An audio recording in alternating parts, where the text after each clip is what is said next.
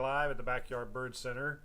My guess is if you've been out and about here in the last week, you have seen loads and loads of blackbirds, mainly starlings, gathering on the power lines all around the area. There'd be huge flocks of them. I saw two this morning that were several hundred. I don't know how many were in each flock, but they were lining the power lines. And this always generates the question. We get the question,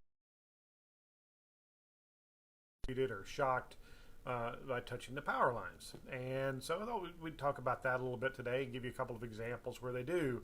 The number one answer is that, one, they are very poor conductors of electricity. Their systems are, but the truth is they don't ground themselves. They're not touching two surfaces.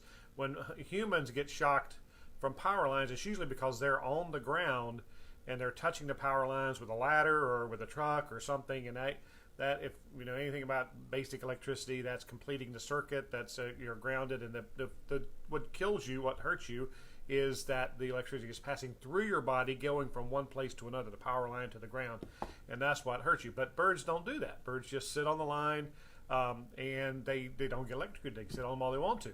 Now there are a couple of examples where they do get electrocuted and killed, and for one I'm really personally familiar with was back in Burr Oak Woods years ago.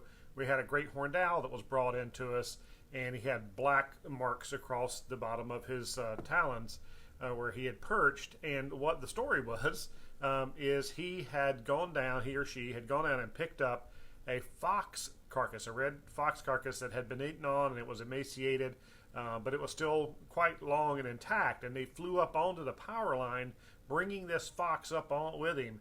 And when it landed on the power line, that fox was long enough that it actually touched the line below it, and that completed the circuit, and it killed the great horned owl. And he was in perfect shape. We actually think we had him mounted because he was in such perfect shape. So that's a case where that happens. And then more famously out west, especially many years ago, whenever we had lots of old power lines out there, and the lines were fairly close together.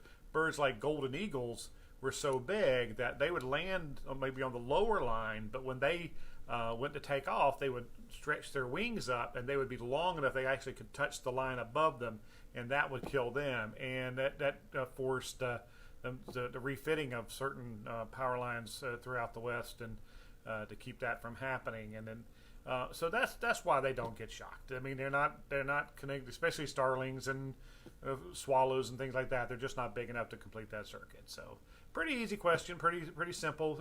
But a lot of, if you don't think about it, it's something that's like, oh, wonder why. Thanks for that suggestion. Send in more if you will. It helps us out to come up with topics. Give us a like, give us a share, and until then, come by and let's talk birds.